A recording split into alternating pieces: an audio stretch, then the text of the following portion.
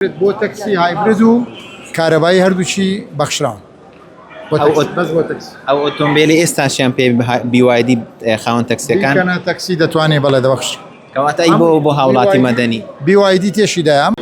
کاک دکتۆر هێمن سەبارەت بە بابەتێک کە داواکاری کۆمەڵێکە هاوڵاتیان ئەوانەی کە خاوەن ئۆتۆمبیلی BYD-نە کە پڵەگ ئین هایبریدیان پێدەگوترێت هاوشێوەی بەغدا کە لەوێ کاتێک ژمارەی تابلۆیان پێدەدرێتن بە تەنها کولفەکەی 300,000 دەتوانین بڵێن هاوشێوەی ئۆتۆمبیلی کارەبایی مامەڵەیان پێوە دەکرێت. بەڵام لە هەرێمی کوردستان وەکو ئەوە داواکاری ئەوانە ئەجا من دەمێت داواکاری ئەوان بگەن مێستا ڕێژێکی زۆر خەڵک ئۆتۆمبیلی پێ و داوایان دەکەن لە وەزارەتی ناوخۆ کە هاوشێوەی بەغدا با بڵێن نرخەکەیان وەکو ئەو لێ بکرێتن. ئێوە پێیانتان چیە؟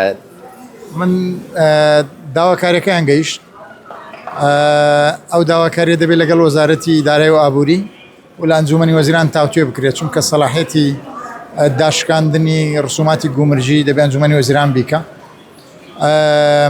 با داواکاریەکە خۆیان بە ڕسمی پێشکەشی وەزارەتی دارایی و ئابووری بکەن چونکە دەبێت ڕوون بێ و چ جۆرێکە و ئایا فەلەن هایبردە یان ئەگەر کارەباییە دەبێت جۆرەکەی بەڕوونی دیار بێ. ئەو براندە بەخۆی نوێ لە هەرێمی کوردستان ئەوانەی خۆی باشە شەریکەکە بیکە لەگەڵ ئەوانەیە هەیەانە ڕوونکردنەوەیکی پێویست بدەنە حکوومەت بۆی دراسە بکرێن.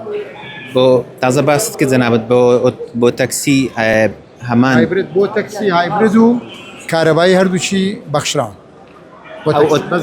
ئەو ئۆتۆمبیلی ئێستاشیان پێ BYD خاوەن تەکسیەکان کەنە تەکسی دەتوانێت بەڵێ دەبەخش کەواتە ئەی بۆ هاوڵاتی مەدەنی BYD تێشیدایە. ئەمە تەشجیع بۆ شوفێرەکانی تەکسی کە طبقەیەکی کاسبکاری ئەو نیشتیمانە و سەرچاوی داهاتیان بریتە لەو کرێی لە تەکسی وەریدەگرن. ئەنێمە تەشجیع بۆوان وم پێم وایە هەمومان حەزەکەین هاوکاری خاوەن تەکسی بکرێت.